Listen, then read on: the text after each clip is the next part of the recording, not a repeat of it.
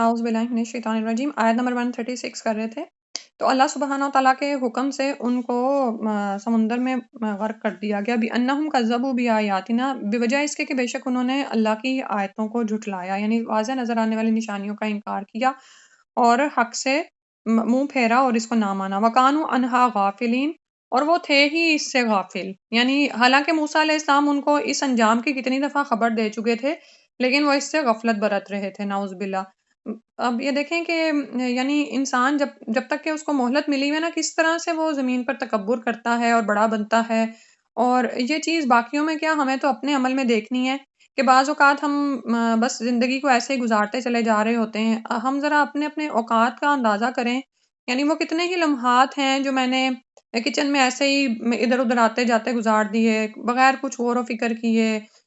نہ اللہ کا ذکر کیے۔ اور پھر اسی طرح کتنے ہی ایسے لمحات ہوتے ہیں جو ہم بازاروں میں غافل ہو جاتے ہیں۔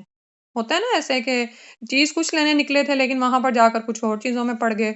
اور اسی طرح گھروں میں بھی کتنے ہی دفعہ ایسے ہوتا ہے۔ اور پھر یہ کہ پھر ہم میں سے کچھ ایسے شعوری طور پر مسلمان ہیں کہ وہ یعنی جب اپنی ایک لگی بندی روٹین میں ہوتے ہیں تو کافی عمل کر رہے ہوتے ہیں، چلو یہ بھی کر لیا وہ بھی کر لیا، لیکن جب وہ یعنی لگی بندی روٹین سے نکلتے ہیں، گھر میں کوئی مہمان آتے ہیں یا ان سے وہ ملاقات کرتے ہیں، تو اس وقت بھی چیک کیا کریں کہ آپ کا اللہ سے تعلق کیسا ہے اس وقت، ٹھیک ہے؟ یعنی کیا تنہائی کے علاوہ محفل میں بھی آپ کو رب یاد رہتا ہے، یا یہ کہ کوئی باتیں شروع کرتا ہے تو ہم بھی ساتھ ہی کس طرح سے نا ایک دم سے یعنی پھسل جاتے ہیں، ٹھیک ہے؟ کتنی ہی دفعہ غفلت ہے جو کہ ہم پر نعوذ باللہ طاری ہو جاتی ہے۔ اللہ سبحانہ وتعالیٰ ہمیں غفلت سے نکال دے، آمین۔ پھر اس سے اگلی آیت میں فرمایا وَأَوْرَثْنَا الْقَوْمَ الَّذِينَ كَانُوا يُسْتَضْعَفُونَ مَشَارِقَ الْأَرْضِ وَمَغَارِبَهَا الَّتِي بَارَكْنَا فِيهَا وَتَمَّتْ كَلِمَةُ رَبِّكَ الْحُسْنَىٰ عَلَىٰ بَنِي إِسْرَائِيلَ بِمَا صَبَرُوا وَدَمَّرْنَا مَا كَانَ يَصْنَعُ فِرْعَوْنُ وَقَوْمُهُ وَمَا كَانُوا يَعْرِشُونَ۔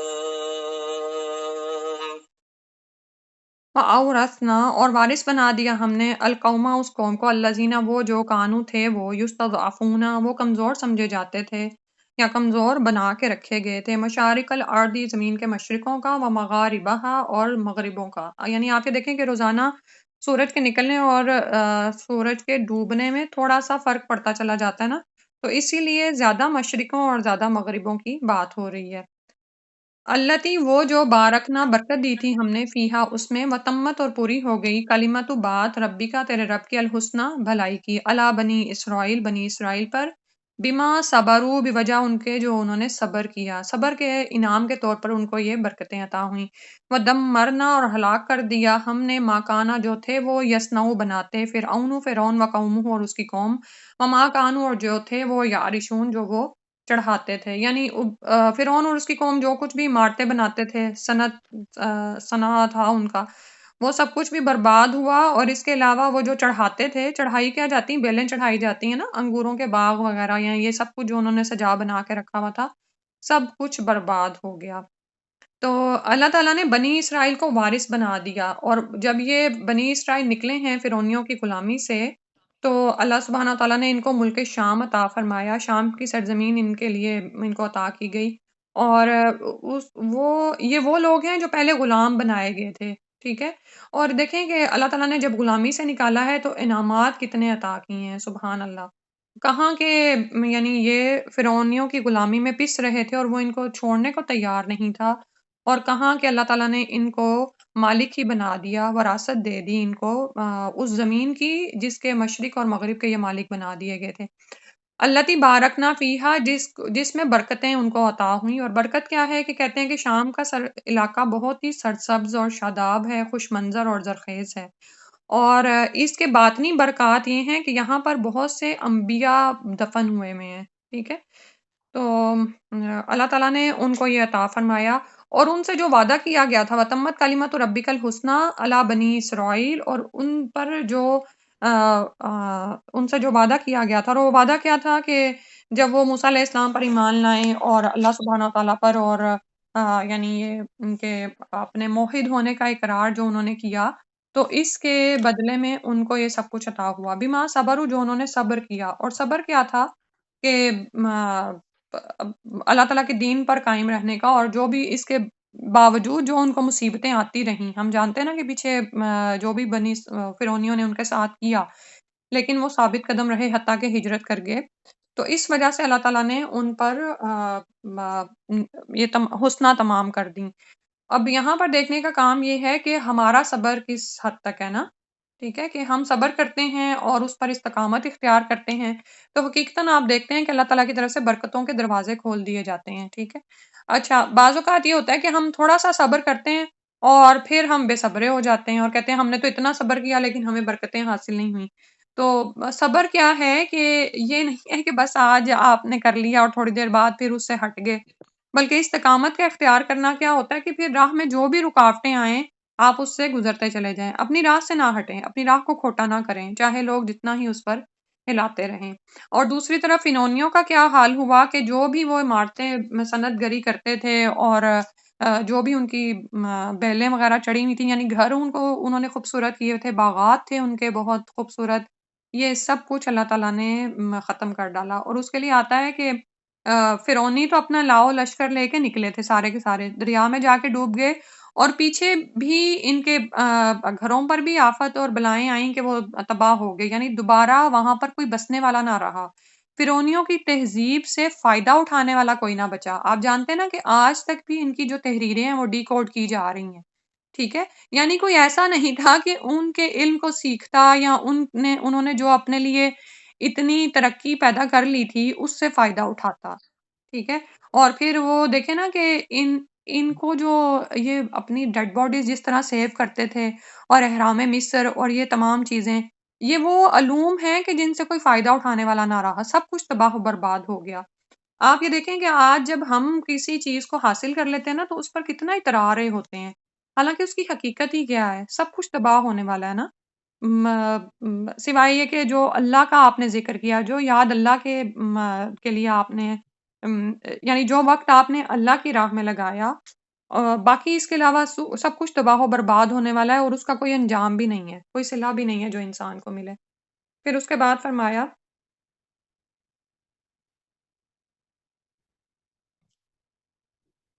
ہم،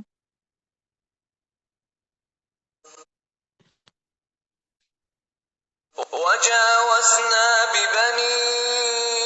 إسرائيل البحر فأتوا على قوم يعكفون على أصنام لهم قالوا يا موسى اجعل لنا إلها كما لهم آلهة قال إنكم قوم تجهلون وجاوزنا، اور گزار دیا ہم نے، پار اتار دیا ہم نے، بھی بنی اسرائیل کو، البحرا سمندر کے، فاتو تو وہ آئے، علی قومین اوپر ایک ایسی قوم کے، یعکفون جو اعتکاف کر رہے تھے، علی اصنام بتوں پر، لہم جو انہوں نے اپنے لیے بنائے ہوئے تھے۔ قالو وہ کہنے لگے، یا موسیٰ، اے موسیٰ علیہ السلام، اجعل بنا دے، لنا ہمارے لیے، الہن الہ، معبود، کما جیسا کہ لہم ان کے لیے ہیں، آلہتن الہ ہیں۔ قالا موسیٰ علیہ السلام نے فرمایا، انکم بے شک تم تو قومن ایک ایسی قوم ہو، تجہلون جو جہالت برت رہے ہو۔ یعنی اللہ سبحانہ و تعالیٰ نے بنی اسرائیل پر اپنا خاص فضل و کرم کیا، ان کو سمندر پار اتار دیا، ان کو ان کے دشمن سے بچا لیا، اور ہم پیچھے البقرہ میں پڑھ چکے ہیں نا کہ انہوں نے اپنے دشمن کو اپنے سامنے ڈوبتے ہوئے دیکھا۔ ان تمام نعمتوں کے باوجود جب وہ سمندر پار اترے تو انہوں نے سامنے دیکھا کہ ایک قوم ہے، کچھ لوگ ہیں جو کہ اپنے ہی بنائے ہوئے بتوں کی عبادت کر رہے ہیں، یعنی کچھ ایسے بت جو انہوں نے بنائے ہوئے تھے ان کے آگے بیٹھے ہوئے ہیں، اور عبادت میں بھی آپ یہ دیکھیں کیا لفظ آ رہا ہے، یعکفون، کہ وہ ان کا اعتکاف کر رہے تھے، یعنی سب چیزوں کو چھوڑ کر انہی کے پیچھے پڑے ہوئے تھے، اسی کی پوجا پاٹ میں مشغول تھے۔ تو اب ان کا حال کیا تھا بنی اسرائیل کا، کہ یہ ایک غلام قوم تھے، اور اتنا عرصہ فرعونیوں کے ساتھ رہ رہ کر ان کے اندر بھی گاؤ ماتا، وہ جو سارا ہم ان کے بارے میں پڑھتے ہیں نا، فرعونیوں کے ہاں جو رواج تھے کہ یعنی رب اعلیٰ تو کہتا ہی تھا فرعون خود کو، اس کے علاوہ بھی بے شمار دیوتا یا معبود انہوں نے بنائے ہوئے تھے، اور یہ بنی اسرائیل ان کو یہی کرتے دیکھتے رہتے تھے، تو اسی چیز کے جراثیم ان کے اندر بھی آ گئے تھے، تو وہ بھی کہنے لگے کہ ہمیں بھی جو ہے ہمارے لیے بھی ایک ایسا ہی الہ بنا دو جیسے ان کے لیے ایک الہ ہے۔ تو موسیٰ علیہ السلام نے فرمایا کمال ہے، یعنی کیسی تم جہالت والی باتیں کر رہے ہو، یعنی اس رب کو بھول گئے جس نے تمہیں اس طرح اتنی نعمتیں عطا فرمائی ہیں اور تمہیں تمہارے دشمن سے نجات دی ہے، اور تم اللہ کے آگے سر بسجود ہونے کی بجائے ان بتوں کے لیے تم چاہ رہے ہو، ٹھیک ہے۔ اور یہاں پر آپ یہ دیکھیں کہ ہمارا بھی کیا حال ہے نا، کہ ہم اپنے مذہب میں تو ہمیں بہت ساری نعوذ باللہ کجیاں اور وہ چیزیں نظر آتی ہیں، اور جب ہم کسی کے دوسرے کو ایسے کرتے ہوئے دیکھتے ہیں یا ان کے پیٹرنز کو دیکھتے ہیں یا ان کی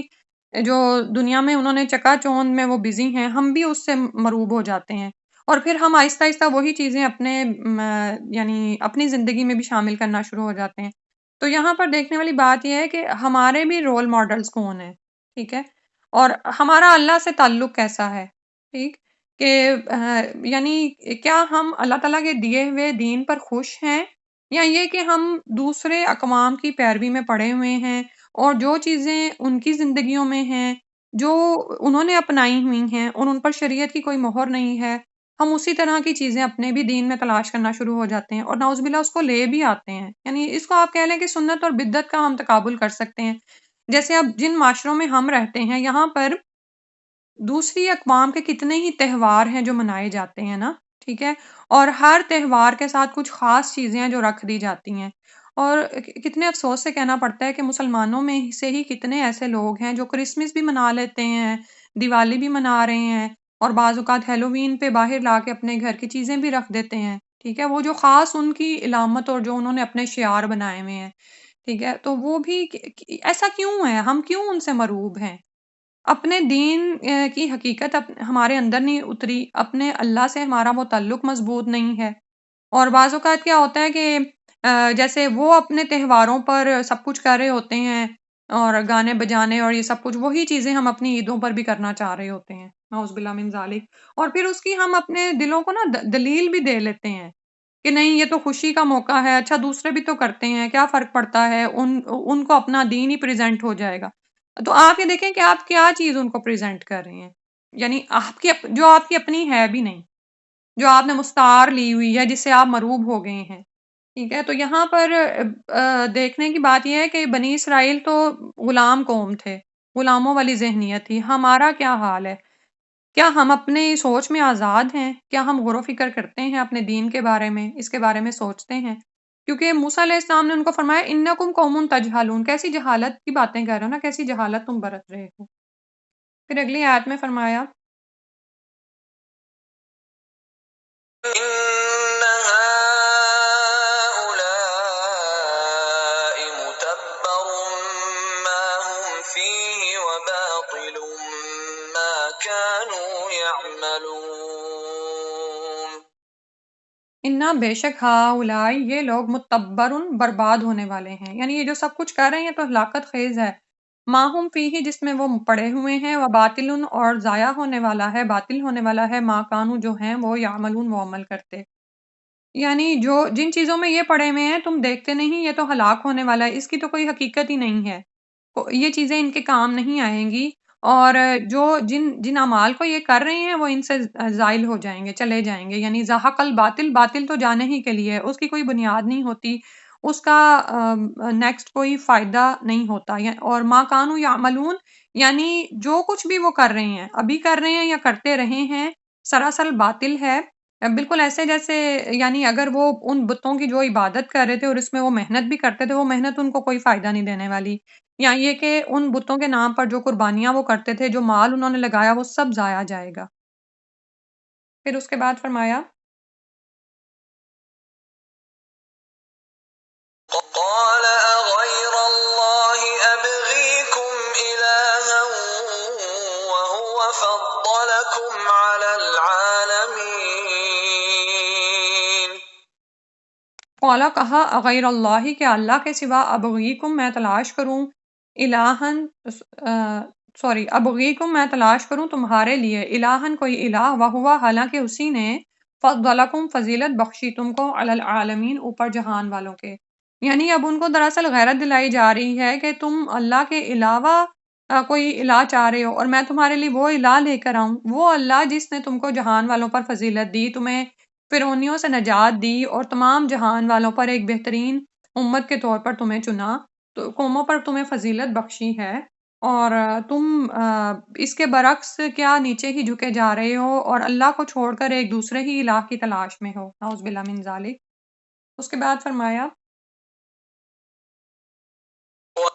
وَإِذْ أَنجَيْنَاكُم مِّنْ آلِ فِرْعَوْنَ يَسُومُونَكُمْ سُوءَ الْعَذَابِ يُقَتِّلُونَ أَبْنَاءَكُمْ وَيَسْتَحْيُونَ نِسَاءَكُمْ وَفِي ذَلِكُمْ بَلَاءٌ مِّن رَّبِّكُمْ عَظِيمٌ۔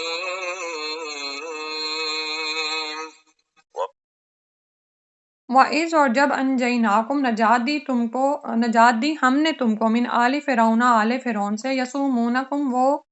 چکھاتے تھے تم کو سوء العذابی برا عذاب یقتلون وہ بری طرح سے قتل کر ڈالتے تھے ابناءکم تمہارے بیٹوں کو ویستحیون اور وہ زندہ چھوڑتے تھے نساءکم تمہاری عورتوں کو، یعنی ان کو کنیزیں یا باندیاں بنا لیتے تھے۔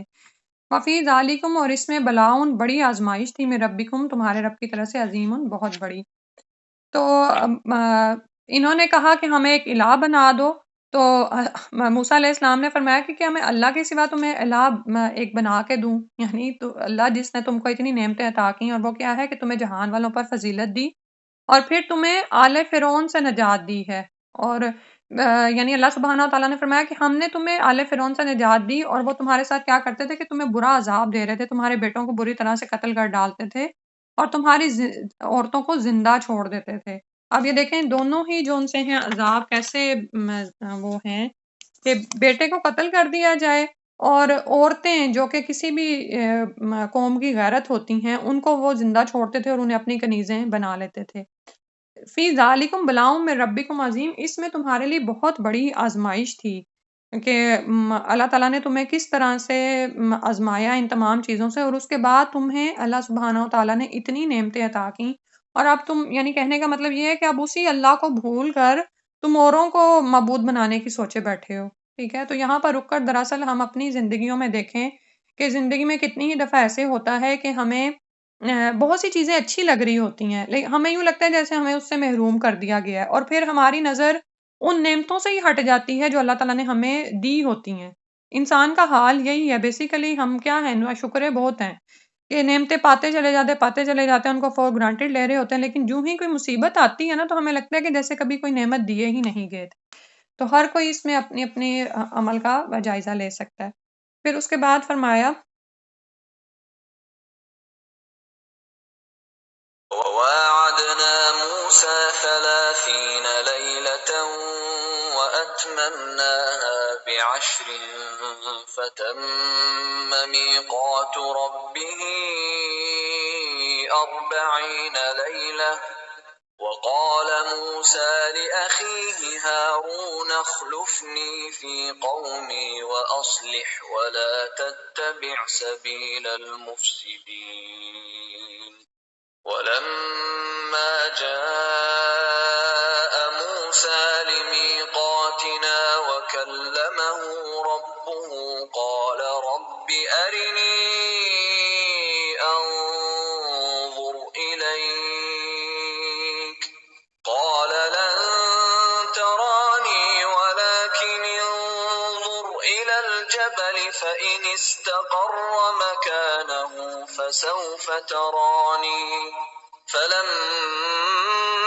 تَجَلَّىٰ رَبُّهُ لِلْجَبَلِ جَعَلَهُ دَكًّا وَخَرَّ مُوسَىٰ صَعِقًا فَلَمَّا أَفَاقَ قَالَ سُبْحَانَكَ تُبْتُ إِلَيْكَ وَأَنَا أَوَّلُ الْمُؤْمِنِينَ۔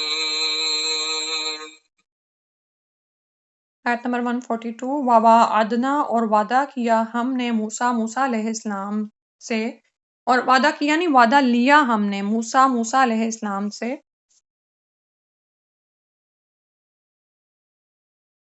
30 لیلتاً 30 راتوں کا۔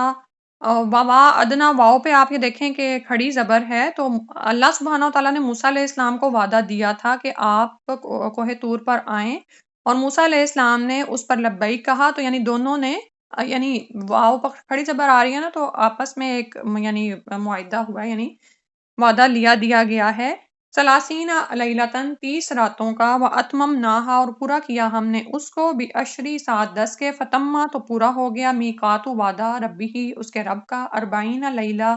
40 راتوں کا، پہلے 30 اور پھر اس کے بعد 10 بڑھا کے 40 راتیں ہو گئیں۔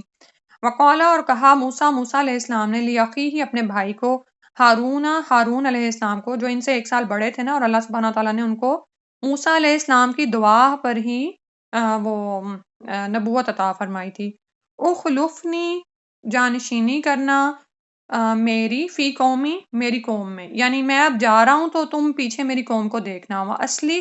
اور اصلاح کرنا، ولا اور نہ تتبی تم پیروی کرنا، سبیل المفسدین فساد کرنے والوں کے راستے کی۔ اب پیچھے جیسے ہم نے پڑھا ہے کہ بنی اسرائیل کا حال کیا تھا کہ ان کے اندر غلامی کے جراثیم تھے، اور سال ہر سال غلام رہ کر اب ان کی اپنی سوچ تو بالکل ہی جیسے ختم ہو چکی ہوئی تھی، ٹھیک ہے۔ تو یہاں پر اللہ سبحانہ و تعالیٰ نے ان کے لیے خاص ہدایت کا اہتمام کیا، اور یہ ہدایت موسیٰ علیہ السلام کو دینے کے لیے انہیں باقاعدہ طور پر کوہ سینا پر بلایا گیا، وہاں مبارک وادی میں آ کر تنہائی میں یعنی انہیں کہا گیا کہ یہاں پر اللہ تعالیٰ کی عبادت کریں۔ اور اس سے ہمیں یہ بھی پتہ چلتا ہے کہ غور و فکر کے لیے یا اللہ کی عبادت کے لیے بعض اوقات انسان کو تنہائی کی بھی ضرورت ہوتی ہے، کیونکہ وہ جو کیفیت ہم پر طاری ہوتی ہے، یا وہ جو خاص تعلق اللہ سے پیدا ہوتا ہے نا، اس کے لیے بعض اوقات ہمیں تنہا ہونا پڑتا ہے، لوگوں میں وہ نہیں ہو سکتا، اور بہت زیادہ لوگوں میں تو بالکل نہیں ہو سکتا، ٹھیک ہے۔ اسی لیے آپ یہ دیکھیں کہ ہمارے لیے تہجد کی نماز ایک خزانہ ہے، جس وقت ہم اللہ تعالیٰ سے ایک خاص تعلق پیدا کر سکتے ہیں۔ اور کوئی نہیں، اگر ہم تہجد کے وقت یہ نہیں کر سکتے تو دن کی کسی نہ کسی گھڑی میں ہمیں ضرور اتنا وقت ملتا ہے کہ جب ہم سب سے آزاد ہوتے ہیں، زیادہ نہیں تو 1 2 4 5 گھڑیاں، یا جتنا بھی وقت انسان کو ملے، وہ ضرور اللہ تعالیٰ کی عبادت میں، اللہ تعالیٰ سے ایک خاص تعلق قائم کرنے میں لگائے۔ تو کم سے کم مدت 1 ماہ یا زیادہ سے زیادہ مدت موسیٰ علیہ السلام کے لیے 40 دن مقرر کی گئی تھی، لیکن ہم جانتے ہیں کہ سورہ بقرہ میں 40 راتوں ہی کا ذکر آیا ہے، ٹھیک ہے۔ اور اس عرصے میں آپ علیہ السلام کو حکم تھا کہ دن کو روزے سے رہیں، اور شب و روز اللہ کی عبادت اور تفکر و تدبر کریں، اور دل اور دماغ کو یکسو کر کے اللہ تعالیٰ کی طرف سے نازل شدہ شریعت یعنی الواح کو اخذ کرنے کی استعداد اپنے اندر پیدا کر لیں۔ بات سمجھ آ رہی ہے؟ اب یہ دیکھیں آگے رمضان آ رہا ہے، تو جیسے ہمیں ایک ٹپ مل گئی ہے نا، دن کو آپ روزے سے ہوتے ہیں، کھانے پینے کی ساری وہ جو ہوتی ہے نا، کیونکہ ویسے تو یکسوئی نصیب نہیں ہوتی اس وقت، یعنی اب یہ دیکھیں میں آپ کو دیکھ نہیں سکتی، لیکن آپ لوگوں سے میری یہی یعنی میں امید کرتی ہوں کہ آپ سب باقاعدہ وقت نکال کے بیٹھتے ہوں گے، اور اپنے سامنے اپنا قرآن کھلا رکھتے ہوں گے۔ جب آیات تلاوت ہوتی ہیں تو عربی پر آپ کا پین ہوگا، اور اسی طرح جب میں کوئی بات بتا رہی ہوتی ہوں تو تفسیر میں آپ ان نکات کو دیکھ رہے ہوتے ہیں، یا ساتھ ساتھ اپنے لیے کوئی عمل کی بات نوٹ کر رہے ہوتے ہیں۔ یہ سارا کام آپ اس وقت ہی کر سکتے ہیں یکسوئی سے، ٹھیک ہے۔ یہ ممکن نہیں ہے کہ آپ چلتے پھرتے سنیں اور آپ کو علم حاصل ہو جائے۔ آپ یہ دیکھیں کہ اگر آپ چلتے پھرتے سن رہے ہیں، اور اس کے بعد یعنی آپ گھر میں ہی ہیں، کسی بچے نے پکار لیا، کسی نے کچھ کر دیا، یا تھوڑی دیر بعد آپ کا خود ہی چائے بنانے کو دل کر پڑا، تو آپ کہیں گے اچھا سننا تو کان سے ہی ہے نا، سنتے سنتے چلو چائے بھی رکھ لیتی ہوں، بنا لیتی ہوں۔ تو اس سے وہ چیز نہیں آتی ہے جو یکسوئی کے ساتھ علم حاصل کرنے سے آتی ہے، ٹھیک ہے۔ یعنی جب آپ کا دل، دماغ، آنکھیں، کان، سب کچھ، اور آپ کے ہاتھ، سب کچھ متوجہ ہیں اللہ کی کتاب کی طرف، کہ آپ اس کو سیکھ رہے ہیں، آپ اس کو اپنے اندر اتار رہے ہیں۔ اب یہ دیکھیں کہ خاص طور پر موسیٰ علیہ السلام کو وہاں بلایا جا رہا ہے تاکہ وہ توریت کی تختیاں لینے کے لیے ان کے اندر وہ استعداد پیدا ہو سکے، ٹھیک ہے۔ اور یہی ہم چیز سلف صالحین میں دیکھتے ہیں کہ بعض سلف نے اپنے بچوں کو باقاعدہ کمروں میں بند کیا، ان میں انہوں نے وہ یعنی سپارک دیکھا کہ یہ بچہ یہ خاص چیز سیکھ سکتا ہے، لیکن سیکھ کیوں نہیں پا رہا؟ کیونکہ ماحول میں لگا ہوا ہے، پھنسا ہوا ہے۔ اب ہم تو کہیں گے یہ کیا ظلم ہے کہ بچے کو لاک لگا کے کمرے میں بند کر دیا جائے، تو ہم کرتے ہیں۔ ہم میں سے کتنی ہی مائیں ایسی ہیں جو کہ جب پیپرز ہوتے ہیں تو کیا ہم دنیا کی تعلیم کے لیے بچوں کو بند نہیں کرتے؟ تو بالکل اسی طرح سلف میں ایسے لوگ بھی پائے گئے کہ جنہوں نے اپنے بچوں کو خاص عربی زبان سکھانے کے لیے بند کر دیا، یا ان کو زنجیروں سے باندھ کے جو ان سا ہے وہ پڑھایا گیا، ٹھیک ہے؟ تو کیونکہ میں یہ نہیں کہہ رہی کہ آپ سب اپنے بچوں کو پکڑیں اور یہ کریں، میں صرف بتانا یہ چاہ رہی ہوں کہ ہمیں ہر وقت دیکھیں اتنا پریشر ہے نا شیطان کا بھی، اور ماحولیاتی رکاوٹیں ہیں، پھر اتنی ٹیمپٹیشنز ہیں کہ ہم تھوڑی دیر کے لیے غور و فکر کرتے ہیں اور اس کے بعد پھر اسی دنیا میں جا پڑتے ہیں، اسی سمندر میں گر جاتے ہیں۔ تو ضروری ہے کہ اس سے نکلیں، تھوڑا وقت تو لگائیں، غور و فکر کریں، کیونکہ اس کتاب کو لینے کے لیے وہ خاص یکسوئی چاہیے، کوئی تو وہ یہ کام کرے، کوئی تو اس کو اس درجے پر لے گا تو آگے پہنچائے گا نا۔ سب یہ کام بھی نہیں کرنے والے، آپ دل میں ہمارے یہ بھی خیال آتا نا کہ اچھا فلاں بھی تو آرام کر رہا ہے، تو اب اس کتاب کی ذمہ داری ان کو دینی تھی، تو ان کو کیا کہا گیا، دن کو روزے سے رہیں، شب و روز اللہ کی عبادت کریں۔ تو جیسے روزے ہی کی بھی بات ہو رہی تھی، دن کو روزہ ہوتا ہے تو کم از کم انسان کھانے پینے کے جھنجھٹوں سے آزاد ہوتا ہے، ٹھیک ہے؟ اور اس کے بعد رات کا قیام، وہ بھی انسان کو بہت ہیلپ آؤٹ کرتا ہے۔ اور موسیٰ علیہ السلام پیچھے قوم کو ایسے ہی نہیں چھوڑ کے گئے، بلکہ ہارون علیہ السلام کو انہوں نے کہا کہ میرے پیچھے میری قوم کی جانشینی کرنا۔ اب یہاں پر یہ بات سمجھ آتی ہے کہ آپ جس جگہ پر بھی ہیں، آپ پر کچھ ذمہ داریاں ہیں۔ آپ گھر پر ہیں، ماں کی ذمہ داریاں آپ پر ہیں، بیوی ہونے کی ذمہ داریاں آپ پر ہیں۔ اب آپ کو کسی جگہ پر جانا ہے، ٹھیک ہے؟ ہمارے عموماً لڑائیاں کیوں ہوتی ہیں؟ جیسے ہم کبھی دین سیکھنے لگتے ہیں تو ہم لوگوں کے سامنے بات کو کلیئر نہیں کرتے کہ بھئی میرا یہ یہاں سے یہاں تک ٹائم میں آپ کو بتا رہی ہوں کہ میرا بزی ہے، باقی بھئی سارے 23 گھنٹے تمہارے لیے ہیں، لیکن مجھے صرف یہ 1 گھنٹہ دے دو۔ بات کو کلیئر کیا کریں۔ ہمارے اندر اتنی کریج نہیں ہے کہ ہم کسی کو کہہ سکیں کہ ہم دین سیکھ رہے ہیں تو مجھے اتنی دیر کے لیے تم آزاد کر دو۔ اور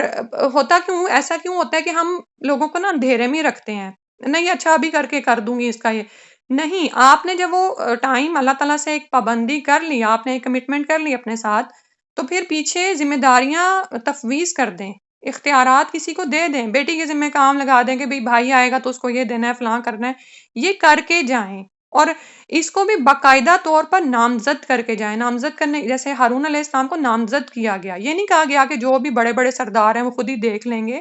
کیونکہ جب ہم کہہ جاتے ہیں نا کہ اچھا بچوں سارے بچے ایک جگہ بیٹھے ہیں، ہم انہیں کہہ دیں دروازہ لگا لو، اب وہ کہے گا مجھے نہیں کہا تھا تمہیں کہا تھا، تم اٹھ کے کرو، نہیں، باقاعدہ نام لے کر آپ ذمہ داریاں ان کو دے کے جائیں، اور یہ کرنا ضروری ہے، اس چیز کو چھوٹا نہ جانا کریں۔ وہ اصلی اور اصلاحی کرنا، ٹھیک ہے؟ جیسے میں نے اس قوم کو پیار محبت کے ساتھ شفقت کے ساتھ چلایا ہے اور ان کی غلطیوں سے صرف نظر کیا ہے، اس طرح ولا تتبع سبیل المفسدین، اور فساد کرنے والوں کے راستے کی پیروی نہ کرنا، یعنی اصلاح ہی کرتے رہنا، اور اگر فساد پیدا کرنے والا کوئی ہے تو اس کے راستے کے پیچھے نہ چل پڑنا۔ پھر اس کے بعد اگلی آیت میں فرمایا ولما، اور جس وقت پہنچا یا آئے موسیٰ علیہ السلام لیمیقاتنا، ہمارے مقررہ وقت پر، وکلمہ، اور اس نے کلام کیا، ربہ، وکلمہ، اور کلام کیا اس سے، ربہ، اس کے رب نے، با پہ پیش ہے نا، قالا، وہ بولے، ربی، اے میرے رب، آرینی، دکھا مجھ کو، انظر، کہ میں دیکھوں، الیکا، تیری طرف، قالا، کہا، لن ترانی، فرمایا اللہ تعالیٰ نے، ہرگز نہیں تو دیکھ سکتا مجھ کو، ولیکن، لیکن، انظر، دیکھتا رہے، الی الجبل، طرف پہاڑ کے، فإن استقر، پھر اگر وہ ٹھہرا رہا، مکانہ، اپنی جگہ، فسوف ترانی، تو عنقریب تو دیکھ لے گا مجھ کو، فلما، پھر جب تجلی ڈالی، ربہ، اس کے رب نے، للجبل، پہاڑ پر، جعلہ، کر دیا اس کو دکا، ریزہ ریزہ، وخرا، اور گر پڑے موسیٰ علیہ السلام، سائقن، بے ہوش ہو کر، فلما، پھر جب افاقہ ہوا، قالا، کہنے لگے، سبحانکا، پاک ہے تو، تبتو، میں توبہ کرتا ہوں، الیکا، آپ کی طرف، وانا اول المؤمنین، اور میں پہلے ایمان لانے والوں میں سے ہوں۔ تو موسیٰ علیہ السلام اپنے وعدہ وقت مقررہ پر آ پہنچے اللہ تعالیٰ کے حضور، اور اللہ تعالیٰ نے ان سے کلام کیا، اسی لیے ان کو کلیم اللہ کہا جاتا ہے۔ سبحان اللہ، اللہ تعالیٰ نے موسیٰ علیہ السلام کو اتنی فضیلت عطا فرمائی۔ اب جب موسیٰ علیہ السلام سے کلام ہوا، اور ظاہر ہے اللہ کا کلام تھا جو انہوں نے سنا، تو دل میں اشتیاق پیدا ہوا کہ میں تو اللہ کو دیکھنا بھی چاہتا ہوں، یا اللہ، کہ اللہ اگر مجھ سے کلام کر سکتا ہے تو مجھے اپنا آپ دکھا بھی دے۔ کہنے لگے کہ میں آپ کو دیکھنا چاہتا ہوں۔ اللہ تعالیٰ نے فرمایا تو ہرگز نہیں دیکھ سکتا، تمہیں وہ یعنی طاقت ہی نہیں دی گئی کہ تم میری تجلی کو برداشت کر سکو، لیکن اگر کرنا ہی چاہتے ہو تو اس پہاڑ کی طرف دیکھتے رہو۔ اور کہا جاتا ہے کہ اس پہاڑ پر اللہ سبحانہ و تعالیٰ نے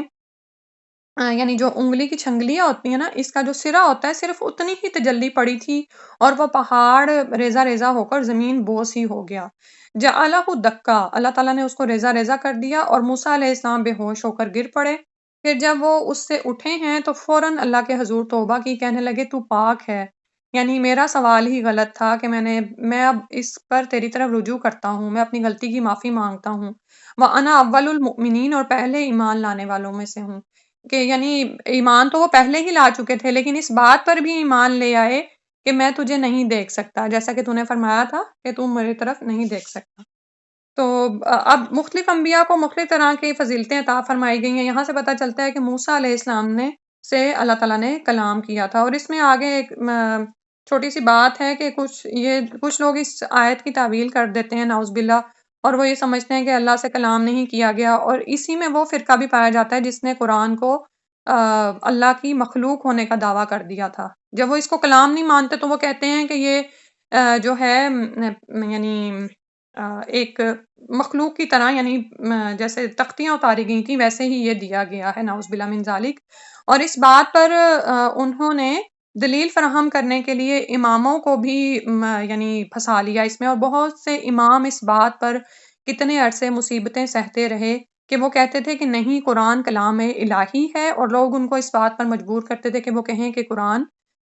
مخلوق خدا ہے۔ اور اسی میں ہم جانتے ہیں کہ امام احمد بن حنبل نے بھی جیل میں کافی عرصہ گزارا، لیکن ہمیں صحیح روایات سے کیا پتہ چلتا ہے کہ جو اللہ کے رسول صلی اللہ علیہ وسلم نے ہمیں بتا دیا، فرما دیا، وہی برحق ہے۔ اور یہاں پر ہم اس بات پر ایمان لاتے ہیں کہ اللہ نے موسیٰ علیہ السلام سے کلام کیا، اور موسیٰ علیہ السلام سے بھی کلام کیا گیا، رسول صلی اللہ علیہ وسلم سے بھی، اور اسی طرح آدم علیہ السلام سے بھی، جو ہم سورہ البقرہ میں پڑھ رہے ہیں۔ پھر اس کے بعد اگلی آیت میں فرمایا، یہ بس آخری آیت انشاءاللہ کرتے ہیں۔ قال يا موسى إني اصطفيتك على الناس برسالاتي وبكلامي فخذ ما آتيتك وكن من الشاكرين۔